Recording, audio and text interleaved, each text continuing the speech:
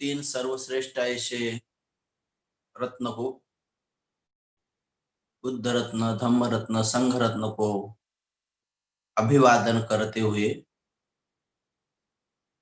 जिनकी बदौलत यह हमें तीन रत्न प्राप्त हुए, ऐसे विश्व रत्न बोधिसत्व डॉक्टर बाबा साहेब अम्बेडकर के धर्म क्रांति को आखिरी सांस तक समर्पित होते हुए, रहते हुए, आज उपोषद के ये सत्य क्रिया के कुशल मुहूर्त पर आप सभी लोगों को सफल उपोषद के शुभकामनाएं। विशेष रूप से बाबा साहब के संकल्प को पूरा करने वाले सभी साधक एवं साथी गाय, आज हम सत्य क्रिया करेंगे। जो सत्य क्रिया तथागत सम्यक संबुद्ध के ही द्वारा बताई गई है। जो जो हम कुशल कर्म करते हैं, जो पुण्य कर्म करते हैं, उस सत्य का आधार लेकर अधिष्ठान बोधिसत्व ने अनेक जन्मों तक किया था। तो हम लोग भी आओ आज उस सत्य क्रिया को करने जाएंगे। तो हमेशा की तरह एक हाथ पृथ्वी पर रखते हुए, एक हाथ में शुद्ध जल का लोटा लेते हुए, किसी खाली पात्र में या ग्लास में डालते हुए, एक साथ डालते हुए, एक धार छोड़ते हुए मेरे पीछे पीछे आपको कहना है, बोलना है।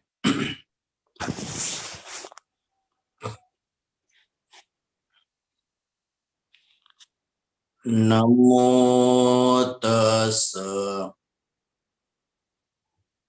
नमो तस् भगवतो अरहतो भगवतो अरहतो सम्मा सम्बुद्धस्स सम्मा सम्बुद्धस्स नमो तस् नमो तस् भगवतो अरहतो भगवतो अरहतो सम्मा सम्बुद्धस्स सम्मा सम्बुद्धस्स नमो तस् नमो तस् भगवतो अरहतो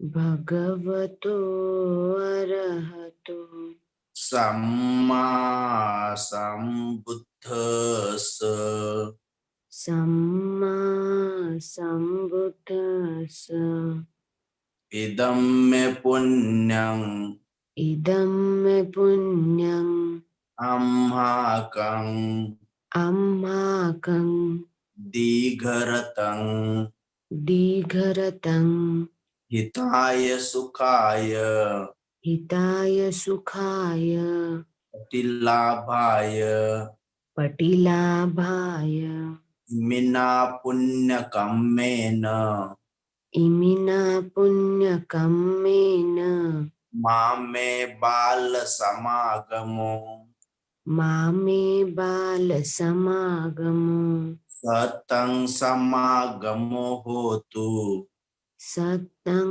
समागमो होतु यावनिब्बानपत्तिया यावनिब्बानपत्तिया my Buddha पूजाय EMI बुद्धपूजाय my Dhamma पूजाय EMI Dhamma पूजाय EMI संघ पूजाय इमाय संघ पूजाय कताय शुद्ध चेतसा कत्ताय शुद्ध चेतसा विरंतिठन्तु सद्धम्मो चिरं तिष्ठन्तु सद्धम्मो लोको हुन्तु सुखी सदा लोको हन्तु सुखी सदा इमिना पुण्यकम्मेन इमिना पुण्यकम्मेन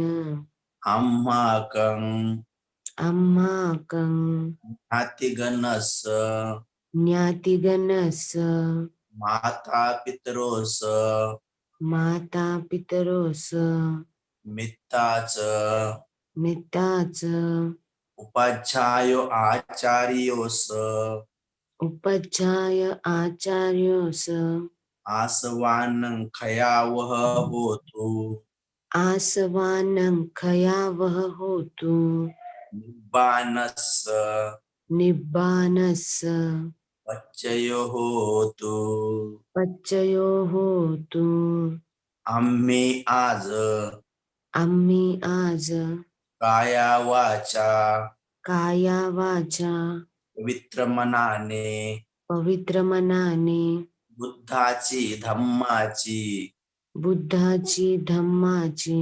संघाची संघाची पूजा करून पूजा करून शुद्ध चित्ताने शुद्ध चित्ताने आणि उपोसताला आर्य उपोसताला धारण करून कुशल कर्म केले आहे कुशल कर्म केले आहे पुण्य कर्म केले आहे पुण्य कर्म केले आहे त्या पुण्याच्या बळाने त्या पुण्याच्या बळाने आमच्या परिवारातील आमच्या परिवारातील माझ्यासहित सर्व सदस्य समप्रमाणात लाभान्वित होत दीर्घकाळासाठी हितासाठी सुखासाठी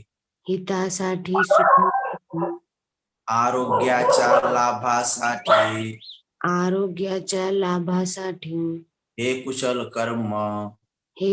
कर्म सहाय्यकारी हो आश्रवांच्या क्षयासाठी कुशल कर्म सहाय्यकारी हो निब्बान सुखाच्या सत्कारासाठी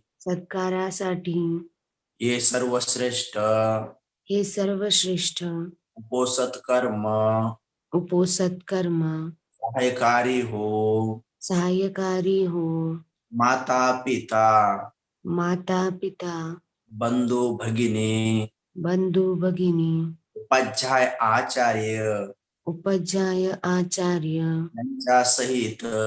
यांच्या सहित सारे नातेवाईक सुखी हो सर्वांचे मंगल हो सर्वांचे कल्याण हो सर्वांच्या मनोकामना परिपूर्ण चंद्रमाप्रमाणे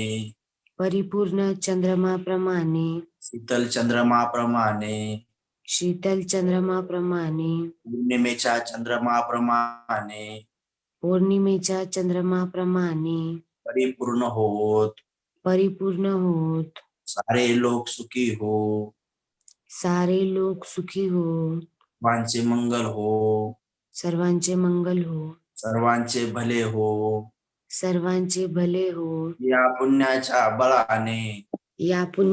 बळाने पाऊस वेळेवर पडो सारे लोक अन्नधान्याने अलंकारांनी धनसंपत्तीने संतुष्ट बनो राजा धार्मिक बनो देशाचा प्रमुख धार्मिक बनो, धार्मिक बनो, धार्मिक बनो, धार्मिक बनो, धार्मिक बनो। धार्मिक बनो। भारत बौद्धमय हो, भारत बौद्धमय हो, विश्व धम्म राज्य हो, विश्व धम्म राज्य हो, सर्वांचे मंगल हो। सर्वांचे मंगल हो. ठीक आहे. आता आपल्या आपल्या ज्या ज्या काही मनातल्या इच्छा आकांक्षा असतील, संकल्प अधिष्ठान असतील, भौतिक जगतातील, अध्यात्म जगतातील, त्या सर्वांच्या प्रती आपण मनामध्ये केलेल्या कुशल कर्माच्या पुण्यबळाने ते प्राप्त होण्याची इच्छा आपण व्यक्त करू शकता. मी भगवान बुद्धाच्या वचनाचा पाठ करतोय. इच्छितं पचितं त्विहं क्षिप्रमेव समिच्छतु सब्बीपुरेन्तु चित्तसङ्कप्पा छन्दोपन्नरसो यथा मनो ज्योतिरसो यथा आयु आरोग्य संपत्ति सग संपत्तिमेव च तत्तो निब्बान संपत्ति इमिनाते समिज्जतु आयु आरोग्य संपत्ति सग संपत्तिमेव च तो निब्बान संपत्ति इमिनाते समिज्जतु इमिनाते समिज्जतु आयु आरोग्य संपत्ति सग संपत्तिमेव च ततो निब्बान संपत्ति इमिनाते समिज्जतु। साधु साधु साधु. बुद्धं नमामि, बुद्धं नमामि, धम्मं नमामि, धम्मं नमामि, संघं नमामि। संघं नमामि. आज के इस पुण्य बल से सभी साधक साधिकाओं के मैत्री बल से जो एक उपासिका है, उनके 2 बच्चे हैं और वो उपासिका मृत्यु प्राप्त हो गई है। अर्णव और उनकी एक छोटी लड़की है। वो दोनों बच्चे को माँ के मृत्यु के पश्चात सभी साधकों के मैत्री बल से उनकी सभी दुख दर्द भय दूर हो। सर्वश्रेष्ठ ऐसे 3 रत्न उनके लिए पिता, धर्म, माता और संघ भाई बहन बन के उनकी मैत्री रक्षा करे। बोधिसत्व के, प्रत्येक बुद्ध के, अरहंत के, निर्वाण सत्व के सारे मैत्री बल से वो दोनों भी अपने जीवन बहुत प्रगतिशाली धर्मवान बना के रखे और ऊंचे आसन पर, ऊंचे स्थानों पर विराजमान बने। साथ ही साथ एक उपासिका है योगिता जादव, उनके पिताजी का भी आज पुण्य स्मरण दिवस है और एक उपासक है, उनके भाई का भी पुण्य स्मरण है। तो वो सभी जो जो मृत्यु प्राप्त है वो सभी सुगति को प्राप्त हो और इस धर्म के पुण्य बल से, साधकों के मैत्री बल से और तीनों रत्नों के मैत्री करुणा से वे उचित स्थान पर सुगति को प्राप्त हो। उनके पश्चात जो ज्ञातिगण बचे हुए हैं वे भी हमारे ज्ञातिगण है। हम सब धम्म बंधु, धम्म भगिनी, ये बहुत बड़ा धम्म परिवार है। ये सारे धम्म परिवार के सदस्य जो जो दुखी है, वो दुख से बाहर हो, व्याधि से बाहर हो, व्याकुलता से बाहर हो और उस शोक से बाहर हो। सभी को सद्धर्म का रास्ता प्राप्त हो और सभी को कल्याणकारी मार्ग प्राप्त हो। और जो जो ज्ञातिगण परलोक गतस्थ है, जिनके जिनके ज्ञातिगण परलोक गतस्थ हुए हैं, वे सभी सुखपूर्वक जीवन प्राप्त करने का, सुगति का मार्ग, सुगति का जगह प्राप्त करे। मुक्ति के लिए सद्धर्म का ये पूरा कुशल कर्म, पुण्य कर्म उन्हें अर्जित हो। मेरे अर्जित पुण्य में भाग उन सभी का होए, मेरे सुख और शांति का लाभ उन्हीं को होए। दोनों ही उस माए के बच्चे, पुत्र हो पुत्री हो, उनके श्रेष्ठ बुद्ध पिता हो, धम्म उनकी माता हो और श्रेष्ठ संघ रत्न उनकी भाई बहन के जैसे रक्षा करे और वे आगे चलकर प्रगति करे, उन्नति करे, ये भौतिक जगत की सभी सुख सुविधाएं प्राप्त करे और आध्यात्म के उस सुख तक वे जरूर जाए जिसे निब्बान सुख कहते हैं। तो सबके लिए मैत्री करते हैं। जिन जिन लोगों ने, जिन जिन साधक साधिकाएं ने, उपासक उपासिका ने आरोप को सब धारण किया है, उन सब की इच्छाएं पूरी हो। फिर वर्तमान की जो जो इच्छाएं है, शादी ब्याह की इच्छा है, वो नो सर्विस आदि की इच्छा है, घरदार की इच्छा है, खेती बाड़ी की इच्छा है, और जो जो भी मनोकामना मनो इच्छाएं है, तो आपने जो कुशल कर्म किया है उसके पुण्य प्रताप से, उस सत्य क्रिया से आप सभी के कुशल कर्म के फल जल्दी प्राप्त हो। ये कुशल कर्म आपको आशु फलदायी हो और हमारे भी पुण्य में आप सभी समान रूप से सहभागी हो। हमारे सुख और शांति में भी आप सभी समान रूप से सहभागी हो। सबका मंगल हो, सबका कल्याण हो, सबका भला हो, सबकी स्वस्थ मुक्ति हो, सबकी स्वस्थ मुक्ति हो। भवतु सब मंगलम, भवतु सब मंगलम, भवतु सब मंगलम। साधु साधु साधु। पंचशील की याचना को।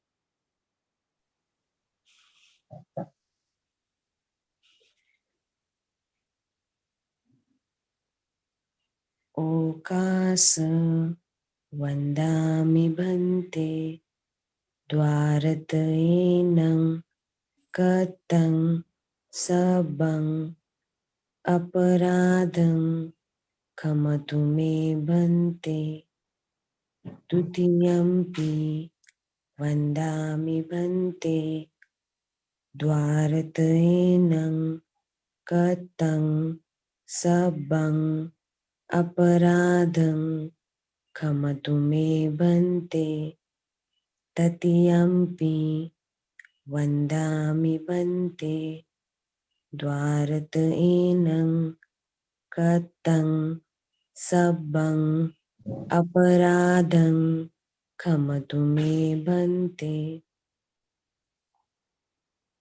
ओकास अहं भन्ते तिसरणेन सह पंचशीलं धम्मं याचामि अनुग्रहं कृत्वा शीलं तीर्थ मे भन्ते। द्वितीयंपि ओकास अहं भन्ते तिसरणेन सह पंचशीलं धम्मं याचामि अनुग्रहं कृत्वा शीलं दीथ मे भन्ते ततियम्पि ओकास अहं भन्ते तीसरनेन सह पञ्चशीलं धम्मं याचामि अनुगहं कत्वा सुरक्षितं दीथ मे भन्ते यमहं यमहं वदामि तं वदेथ। आं भन्ते नमो तस्स भगवतु अर्हतु सम्मा सम्बुद्धस्स। नमो तस्स भगवतो अरहतो सम्मा सम्बुद्धस्स नमो तस्स भगवतो अरहतो सम्मा सम्बुद्धस्स नमो तस्स भगवतो अरहतो सम्मा सम्बुद्धस्स बुद्धं शरणं गच्छामि। बुद्धं शरणं गच्छामि धम्मं शरणं गच्छामि। धम्मं शरणं गच्छामि संघं शरणं गच्छामि।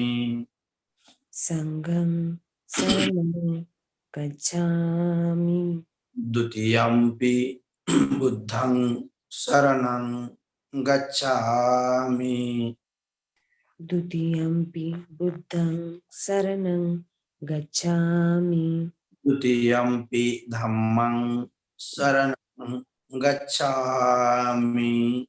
द्वितीयम्पि धम्मं शरणं गच्छामि द्वितीयम्पि संघं शरणं गच्छामि।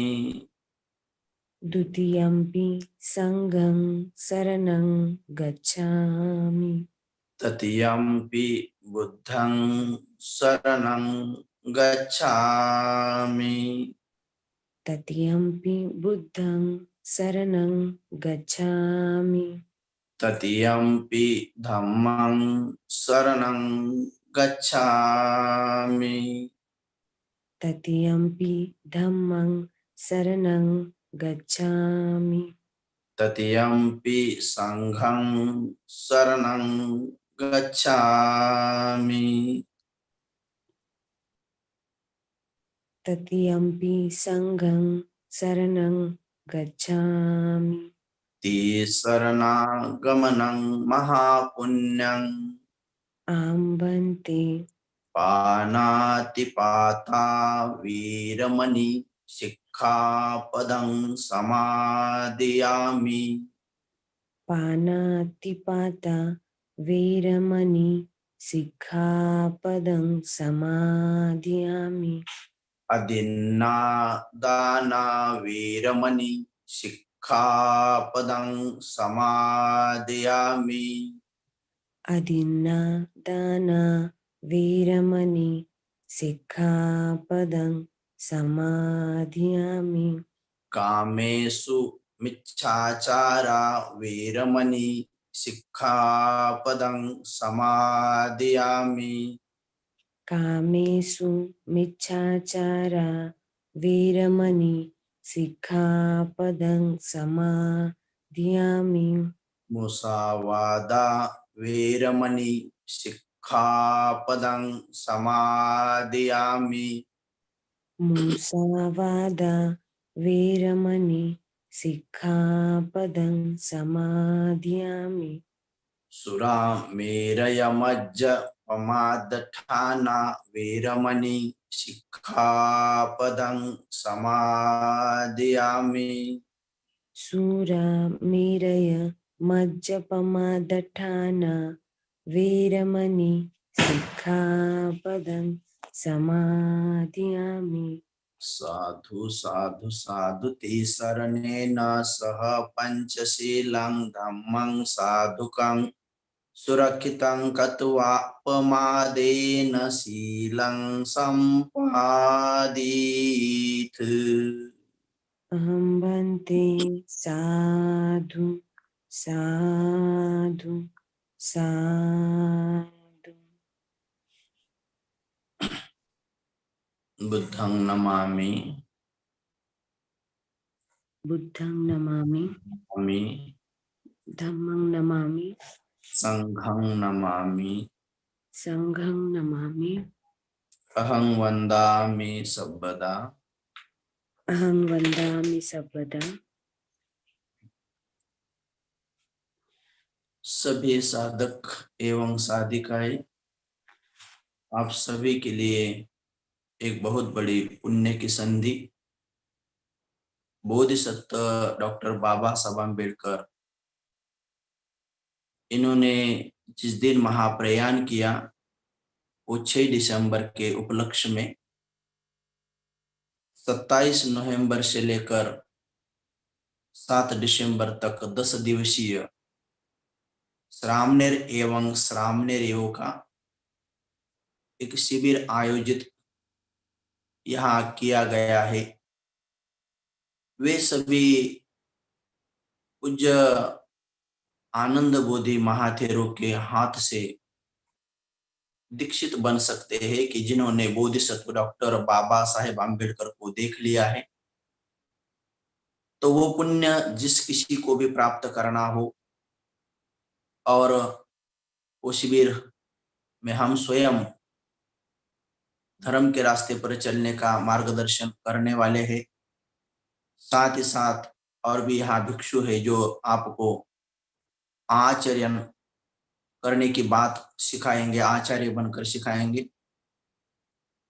तो जो जो सम्मिलित होना चाहते हैं उन्हें आवश्यक है कि वे पहले अपने नाम की या अपने पुत्र पुत्री के नाम की नोंदनी करें।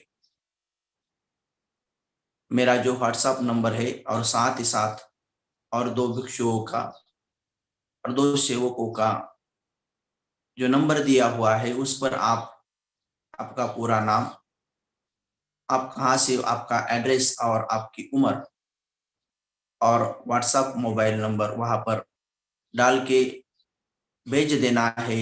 और आप भी सम्मिलित होना चाहते हैं ऐसा लिख कर भेज देना है ताकि आपके नाम की यहाँ पर नोंदनी हो जाए।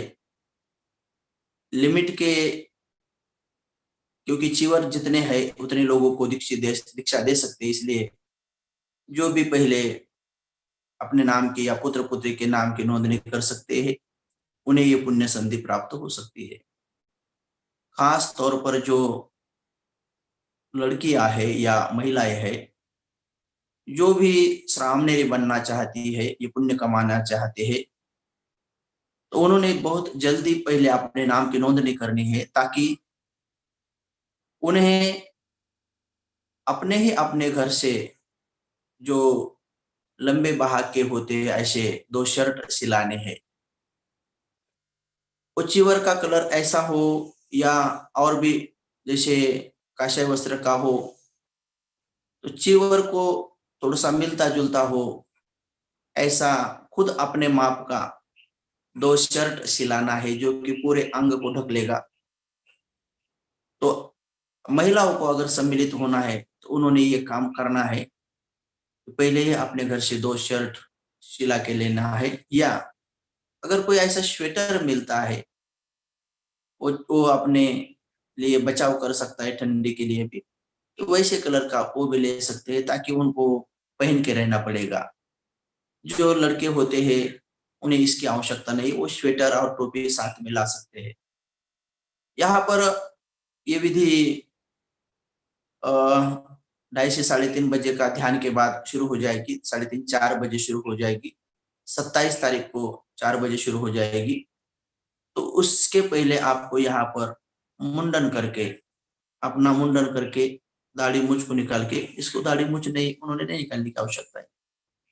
अगर लेकिन जिसको दाढ़ी मूछ है उन्होंने दाढ़ी मूछ निकाल के मुंडन करके यहाँ पर पहुंच जाना है।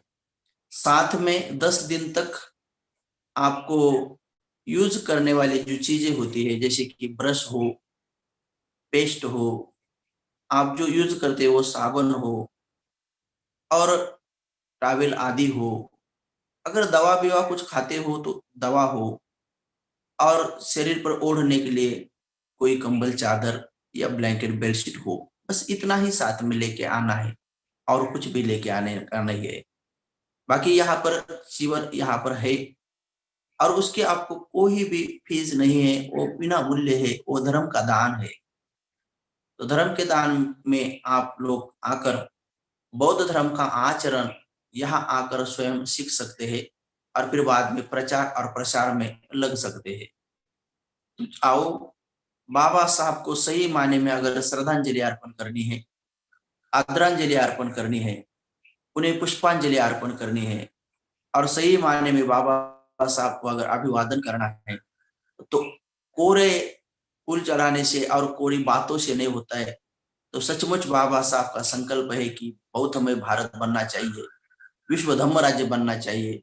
तो आओ, हम भी स्वयं बुद्ध के पुत्र और पुत्रियां बने। ये सबसे सुवर्ण मौका आपके हाथों से न जाए, इसलिए आप सभी लोग सम्मिलित हो सकते हैं, लेकिन आपको वो नोंदनी करना बहुत आवश्यक है। बिना नोंदनी के आने के पश्चात अगर यहाँ पर आपके लिए जगह न हो, तो आपको भी कष्ट होगा और हमें भी अच्छा नहीं लगेगा। इससे अच्छा है कि आप अपने नाम की जल्दी से जल्दी नोंदनी करें। साथ ही साथ जो इस प्रोग्राम को आपके घर से ही लाइव देखना चाहते हैं, या इसमें घर में बैठते ही इस पुण्य में सहभागी होना चाहते हैं, तो वे लोग उन लोगों के लिए नाश्ते का या भोजन का या उनके शाम के फलाहार का, जलपान का प्रबंध कर सकते हैं। आप स्वयं आकर भी कर सकते हैं, वे चीजें लाकर भी कर सकते हैं, या आपको आने की सुविधा नहीं है तो आप बताए हुए उस अकाउंट नंबर पर उस दान राशि भेजकर हमें लिख सकते हैं कि भंते आपके सेवकों को बोल के ये पुण्य हमारी तरफ से किया जाए, वो भी आपको सुविधा दी जाएगी।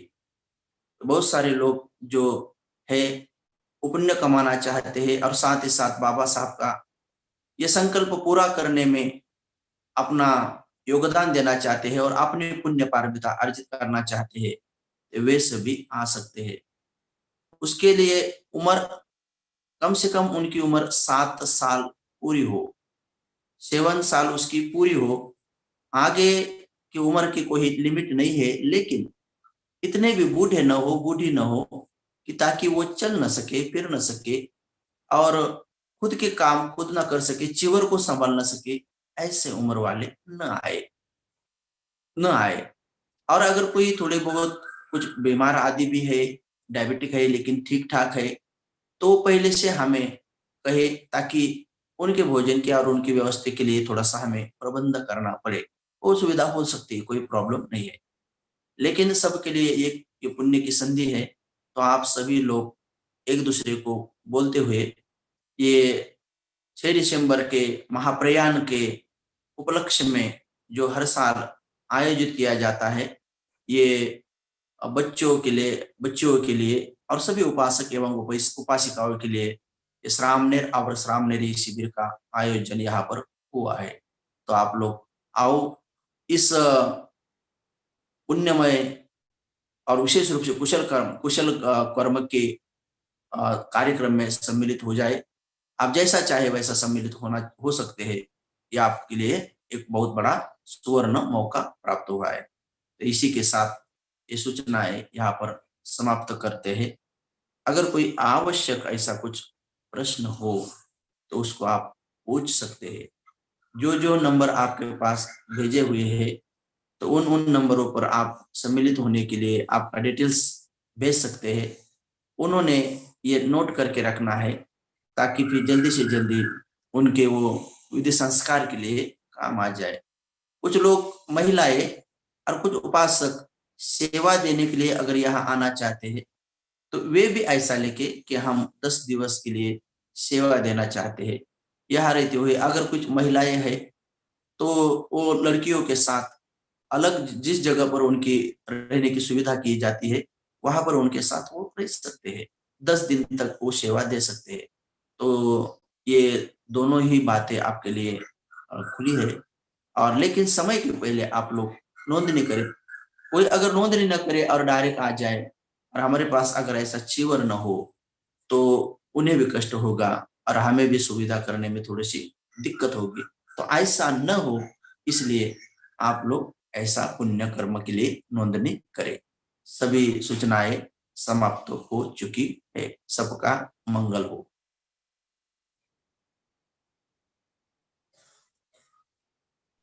साधु साधु साधु।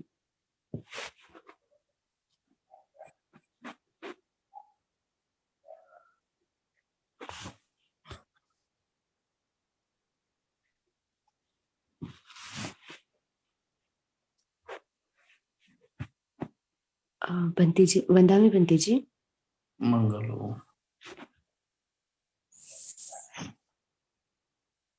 आपल्याकडे काही प्रश्न आलेले आहे, ज्यात काही कालचे पण प्रश्न आहे. ठीक है, थोड़ी देर तक चर्चा करेंगे। एक दो प्रश्न ले लेंगे, फिर शाम को आज मैत्री पारमिता के ऊपर जो प्रवचन होगा उसके पश्चात भी आज प्रश्न उत्तर हो सकते हैं। जो अगर 2-3 आवश्यक है तो सुबह के सत्र में 10-15 मिनट जो समय है उस 10 मिनट में उसको लिया जा सकता है।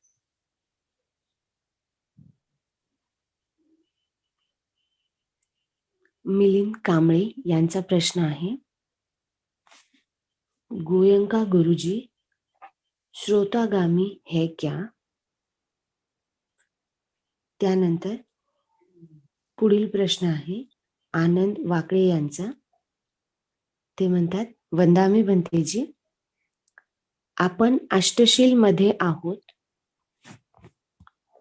तर काही कार्यक्रम असेल तर पंचशील घेता येते का? समजावून सांगावे ही विनंती. तसेच त्यानंतर विजय कानिंदे यांचा प्रश्न आहे, जोपर्यंत प्रज्ञा विकसित होत नाही तोपर्यंत आतमध्ये खोलवर समतेमध्ये राहणे शक्य नाही, हे बरोबर आहे का?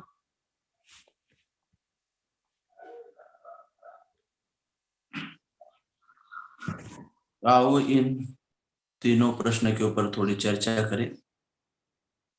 तो पूज्य गोयंका गुरुजी श्रोतापन्न अवस्था को प्राप्त है क्या, ऐसे साधकों के द्वारा या उपासकों के द्वारा प्रश्न आया है।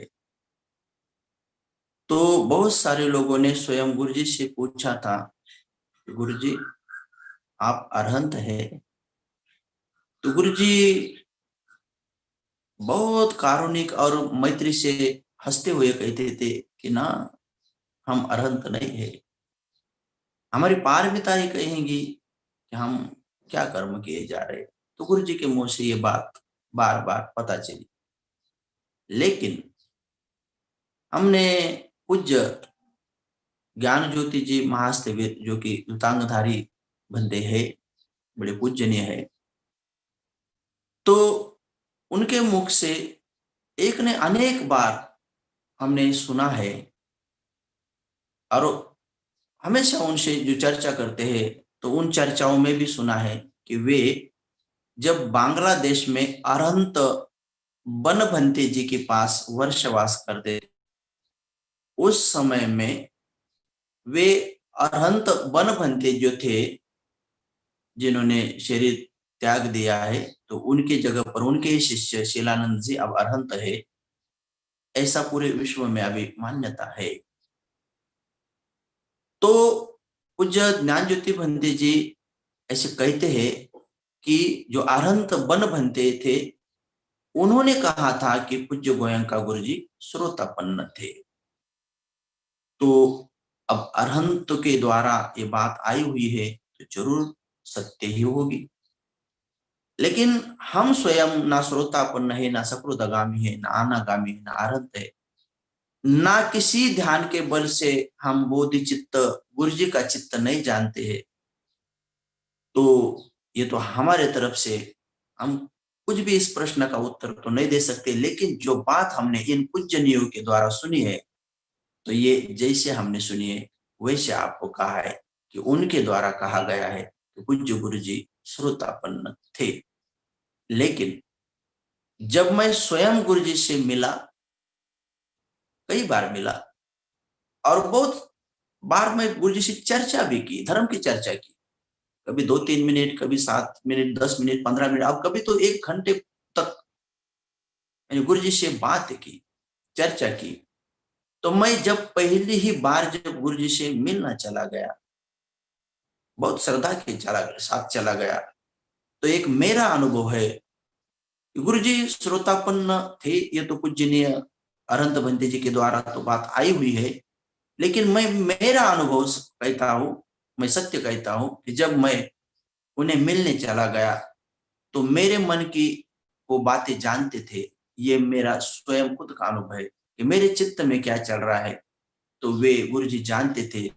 जो जो मेरे चित्त में चल रहा था, तो वो गुरु जी बोलते थे। यानी कि ऐसा नहीं बोलते थे कि तुम्हारे चित्त में चल रहा है, लेकिन वही प्रश्न पूछते थे। तो जैसे ही मैं चला गया, तो मुझे पूछते कि भंते क्या चल रहा है कुशीनगर में, क्योंकि मेरे चित्त में पूरा कुशीनगर था। मैं उन्हें पूछने चला गया था, मैं उन्हें बुद्ध मान के बैठा था पहले शिविर के बाद। मुझे ऐसा लग रहा था, क्योंकि मैंने एक किताब में पढ़ा था कि जो भगवान स्वयं सम्यक संबुद्ध कहते हैं, जो मुझे देखता है वो धर्म को देखता है, जो धर्म को देखता है वो मुझे देखता है। तो मुझे ऐसे लगा कि पहले शिविर में मुझे बहुत सारा लाभ हुआ है, तो गुरु जी स्वयं आए, आकर विपस्सना सिखाई थे मुझे। तो ऐसा लगा कि अरे यही बुद्ध है, यही बुद्ध है। तो मैं उन्हें पूछने चला गया था, जब गुरु जी की उम्र 80 साल थी, 80 उम्र हो गई थी। तो मैंने मन में ऐसा तय किया कि भगवान सम्यक संबुद्ध गौतम बुद्ध भी 80 साल की उम्र में महापरिनिर्वाण को प्राप्त हुए थे। अब ये गोयम का गुरु जी भी बुद्ध है, तो ये भी शरीर को त्यागेंगे, ऐसे मेरे मन में धारणा थी। फिर बाद में वो मेरे अज्ञान दूर हुआ। तो मैं गया था पूछने के लिए कि भाई वर्तमान के बुद्ध कहाँ महापरिनिर्वाण लेने वाले हैं। वो जो गौतम बुद्ध थे उन्होंने तो कुशीनगर में लिया।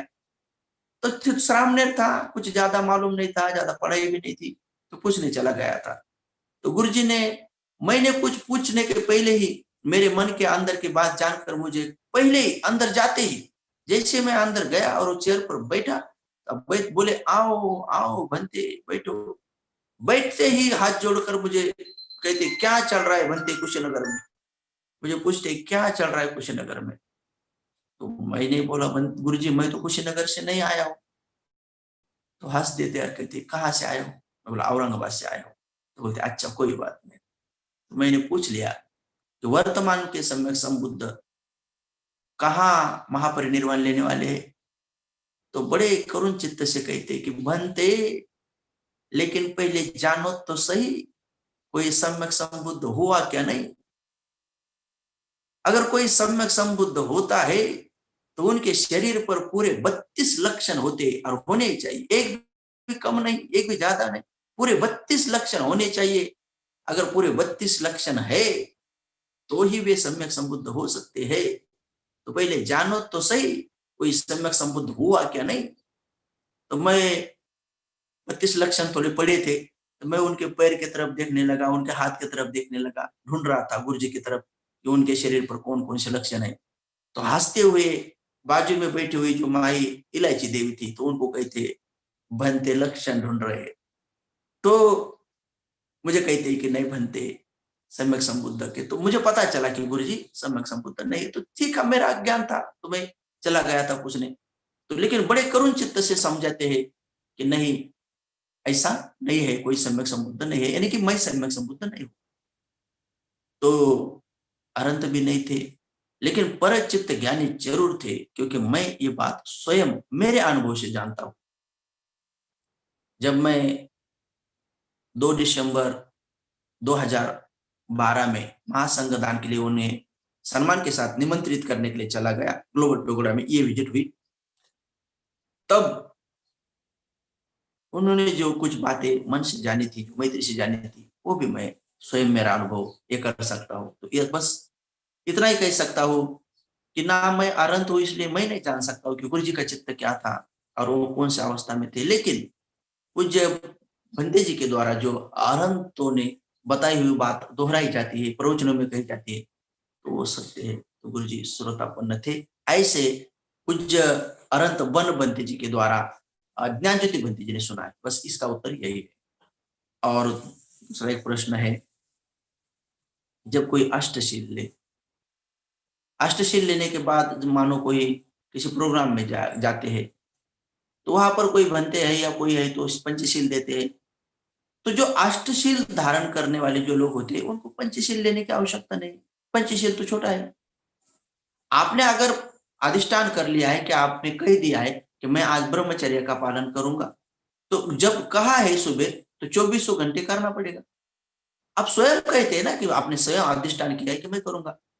फिर पंचशील लोगे तो क्या होगा, उसमें होगा काम सुमिचारा, तो फिर तो झूठ बोलना होगा। तो फिर पंचशील लेने की क्या आवश्यकता है? पंचशील लेने की कोई आवश्यकता नहीं, क्योंकि अष्टशील धारण करने का अगर आपने तय कर दिया है, आपने कह दिया है कि मैं ब्रह्मचर्य का पालन करूंगा, मैं आज पति पत्नी हम दोनों के दोनों भी आज ब्रह्मचर्य का पालन करेंगे, भाई बहन के जैसे रहेंगे, या पिता पुत्र के जैसे रहेंगे, या माता पुत्र के जैसे रहेंगे। अगर ऐसा तय किया है और ज्यादा ऊपर से भी 3 शील है, तो अष्टशील पहले समझ तो लो ये क्या है करके। अष्टशील ये आचरण करने की बात है और पंचशील भी आचरण करने की बात है। जब आपने ऊपर वाला 8 शील का पालन करने का अधिष्ठान किया है, तो फिर डिमोशन क्यों, फिर नीचे आने की बात क्यों? 2400 घंटे पूरा करो, 24 घंटे के बाद पंचशील ले लो। तो वहां पर अष्ट पंचशील लेने की जरूरत नहीं। अगर कोई बनते आपको कहे और आप चुपचाप है, यार बनते बोले क्यों आप चुपचाप है, तो प्रणाम करते हुए कह देना कि बनते मैंने अष्टशील धारण किया। लेकिन आजकल तो अष्टशील धारण करने का वो ड्रेस ही ऐसा पहनना चाहिए ताकि पता ही चले भिक्षु को, सबको, कि आप उपसुधारी है। तो सफेद वस्त्र हो और साथ ही साथ यहाँ पर एक एकांशी हो। जैसे कि ये उत्तरासंग हम ओढ़ते, तो इस बाबू में हमने बता भी दिया है बहुत सारे लोगों को कि सफेद ऐसे बनाओ। हम चाह रहे हैं कि अष्टशील का कोई ड्रेस बनाया जाए। हम अच्छा सोच रहे हैं कि हो सकता है हमारी तरफ से बहुत सारे लोगों को अष्टशील का ड्रेस दिया जाएगा कि देखो ऐसा है ऐसा है। हम उसमें भी प्रयास रहते हैं, किसी टेलर को मिलके बोल रहे कि आप ऐसा सिला सकते हैं क्या, ऐसा कर सकते हैं क्या, ताकि पूरे भारत भर में एक जैसा हो। बड़े बड़े बड़े भिक्षुओं के साथ भी मिलकर ये बातें करने लगा कि बनते ऐसा हो, ताकि सभी लोगों को, जो जो अष्टशील धारी है सबको पता चल जाएगा। उनको देखते ही पता चल जाएगा कि अरे इनका उपसुत है। तो उपसुत है तो ऐसा तो नहीं है रंगे बिरंगे कपड़े भी पहने हुए हैं और गले में बहुत सारा सोना चांदी भी है और गंध बिंद लगाए हुए है। ऐसे बहुत सारे महिलाएं अष्टशील ले रहे हैं, ये उपवास के जैसे ले रहे हैं। पता नहीं उनको किसने सिखाया, पता नहीं वो किन से सीख ले। ऐसे पूरे पूरे शरीर को पूरा सोने नाने से मढ़ा दिया है, ये लिपस्टिक तक लगाया हुआ है, मेकअप किया हुआ है, और कहती बनती जी हमारा अष्टशील। अरे काय का अष्टशील है? ऐसा क्यों कहती, किसने कहा है आपको? ऐसा नहीं करना है। जो सम्यक संबुद्ध ने कहा है, जैसा कहा है वैसा ही करना है। तो भगवान ने कहा है ना पानाति पाता, यानी कि प्राणियों की हत्या नहीं करनी है काया वाचा मन के द्वारा। और कहा है ना कि आदिन न दाना, जो चीज नहीं दिए वो तो चोरी नहीं करना है काया वाचा मन के द्वारा। और अब्रह्मचर्य तो बस भाई बहन के जैसा रहना है पति पत्नी ने। और जिनकी शादियां नहीं हुई है उन्होंने तो कामनाओं की बातें तक नहीं करनी है, चाट बीड़ी ये सब कुछ छोड़ देना है। चैटिंग बीटिंग ये वो लड़के लड़के से बात किया तो वही होता है प्रबंध, और क्या होता है। तो ये उपोषितागार रहे थे अष्टशील पालन करने के, घर घर छोड़ के वो विहारों में जाकर उस उपोषितागार में ही रहना पड़ता है दिन भर, फिर रात में वहां ही सोना पड़ता है, फिर सुबह पंचशील लेके आना पड़ता है। लेकिन भारत में ऐसी सुविधा नहीं है, तो घर में करो। तो कठिनाई के साथ तो करो, थोड़ा सा अधिष्ठान करके करो। नहीं तो अष्टशील ले लिया और किसी शादी ब्याह में भी गए, वहां पर डांस करके भी आए, डांस भी करके आए और पूरी बाद में बोल दिया भंती जी मेरा अष्टशील है। काय का अष्टशील, तुमने तो नच संगीत वाद्य कर दिया। तो पहले समझो तो सही है अष्टशील क्या है। ये कोई मंत्र नहीं है, तंत्र नहीं है, कोई ये नहीं है उच्चारण कर दिया। जैसे कि कोई दारू पीता है यार फिर भी बोलता है सूरा मेरे मच पमाद टाना। अरे भाई तुम तो मुंह से कह रहे हो कि मैं दारू नहीं पीऊंगा, तुमने तो पी के रखी है। तो ऐसा नहीं है, इसलिए मैं बहुत सूक्ष्म लेवल से बता रहा हूँ लोगों को कि ये समझो क्या है, समझो ये क्या है। तो तीसरा शिव ब्रह्मचर्य का पालन, फिर झूठ नहीं बोलूंगा, ब्रह्मचर्य का पालन करूंगा। तो ये तीनों अंगों से करने वाले होते हैं। वैसे झूठ नहीं बोलूंगा, कड़वी बात नहीं कहूंगा, किसी की निंदा नालस्ती नहीं करूंगा, चुगली की बात नहीं करूंगा, तो वो भी काया वाचा मन से करना है। फिर नशीले पदार्थों का सेवन नहीं करूंगा और ऐसी जगहों पर भी नहीं जाऊंगा जहां पर की प्रमाद उत्पन्न होता है, प्रमाद ठाना वीरमणि, उसमें नहीं जाऊंगा। और शाम के समय खाना भी नहीं खाऊंगा, 12 के पहले भोजन करूंगा। अगर कोई बीमार है, डायबिटिक है और कुछ है तो ठीक है आहार ले सकता है थोड़ा बहुत। नहीं तो फिर लिक्विड जैसे कि नींबू पानी है, गुल पानी है, तिर पानी है, मोड़ का मध है, ये ले सकते हैं। या ऐसे हाथ में बैठते हुए ऐसे फल है उसके जूस, पतला जूस भी ले सकते हैं। तो ये है विकल भोजन। और नच गीत, नाचना नहीं है, गाना नहीं है, वाद्य नहीं करना है, म्यूजिक नहीं सुनना है। तो ये क्यों नहीं करना है? क्योंकि ये बातें काम वासना की तरफ लेके जाती है। अगर कोई भी नृत्य देखे तो क्या है, वो नृत्यांगना बड़े सजावट रहती है उसकी, मेकअप आदि होती है, उसको अपने पेशेंट से बनाया होता है, उसकी आंखें ऐसी वैसी बना लेते हैं, ताकि आंखों से रूप को देखकर कामनाओं की बातें मन में आती है, अरे ऐसे ऐसे रूप मुझे प्राप्त हो। तो इसलिए भगवान ने कहा है कि नच गीत वादित विश्व का विशेष प्रकार का सुख दर्शन देने वाली बातें। जैसे कि पुराने जमाने में वो घोड़े के और बैल बैल की झुंझ लगाते थे, वो रेड़े रेड़े की झुंझ लगाते थे, कोमड़े कोमड़े को मुर्गे मुर्गे के लगाते थे, सांप मुंगूस का खेल। तो लोग बड़े खुशी से देखते थे, राग द्वेष मोह उत्पन्न होता था। तो ये अभी वर्तमान में जैसे कि क्रिकेट है, WWF है, पबजी गेम है, या कोई तुम खेलते हो वो गेम है, या टीवी की सीरियल है, वो पिक्चर आदि है, ये सभी को वर्ज्य करना पड़ता है।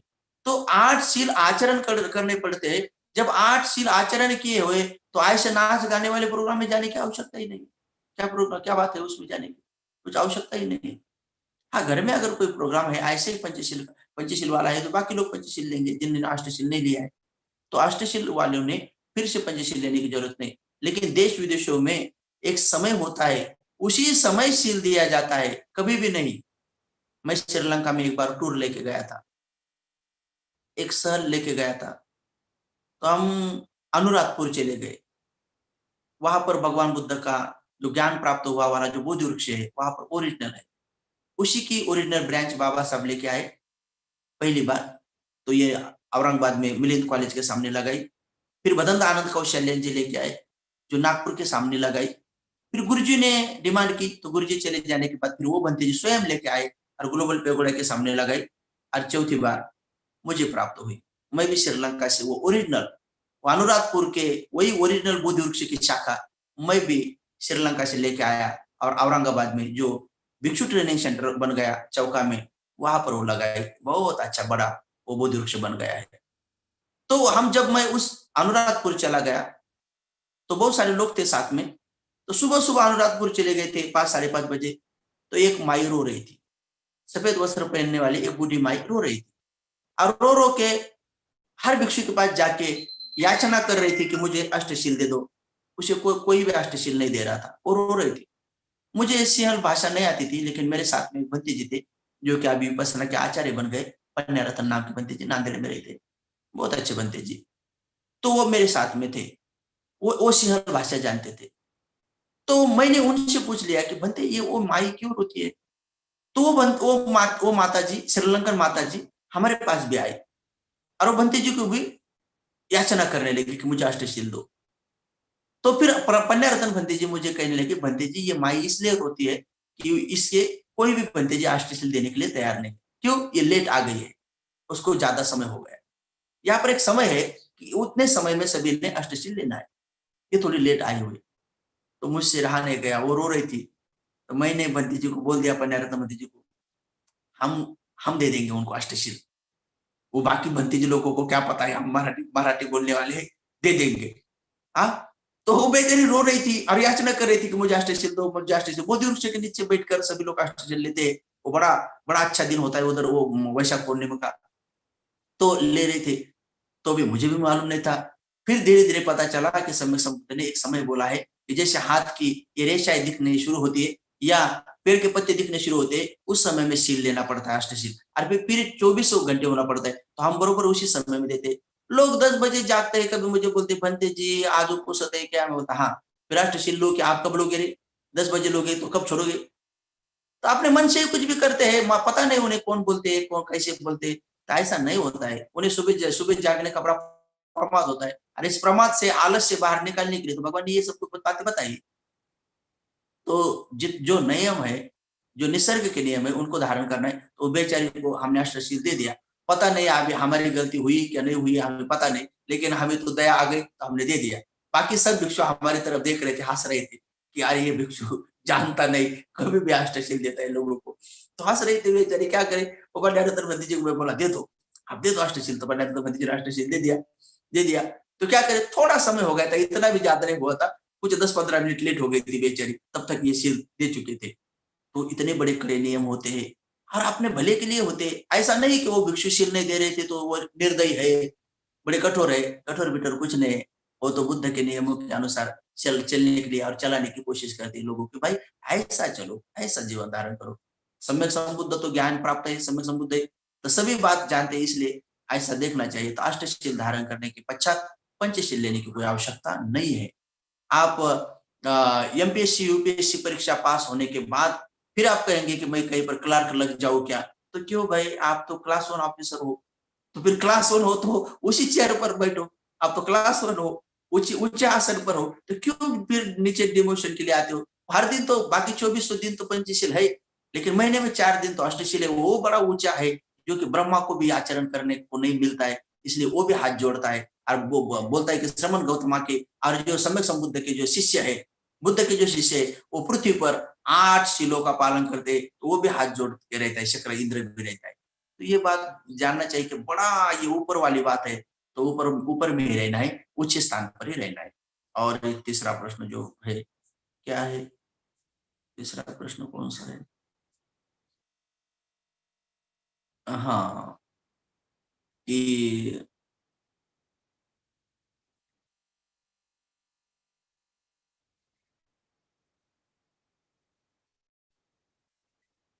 तीसरा प्रश्न कौन सा है?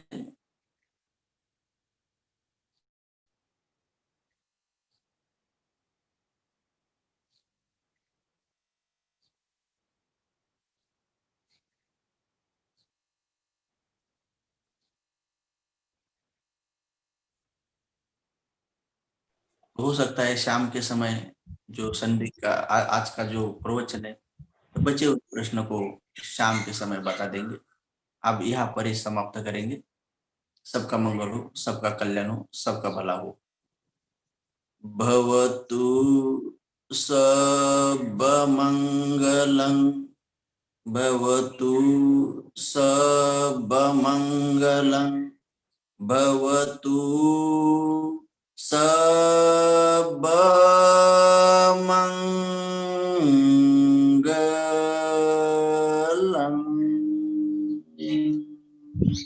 साधु साधु साधु। सबका मंगल हो, सबका कल्याण हो, सबकी स्वस्थ मुक्ति हो, स्वस्थ मुक्ति हो।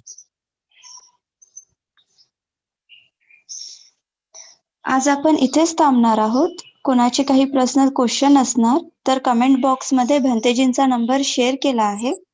आपण त्यांना पर्सनल कॉल किंवा मेसेज करून विचारू शकता. सर्वांनी व्हिडिओला लाईक करा व शेअर करून आपली पुण्य पारमिता अर्जित करा. तसंच ज्ञान सत्यशोधक या चॅनलला सबस्क्राईब करून बेल आयकॉनवर क्लिक करा, जेणेकरून तुम्हाला पुढील प्रवचनचे नोटिफिकेशन मिळत राहतील.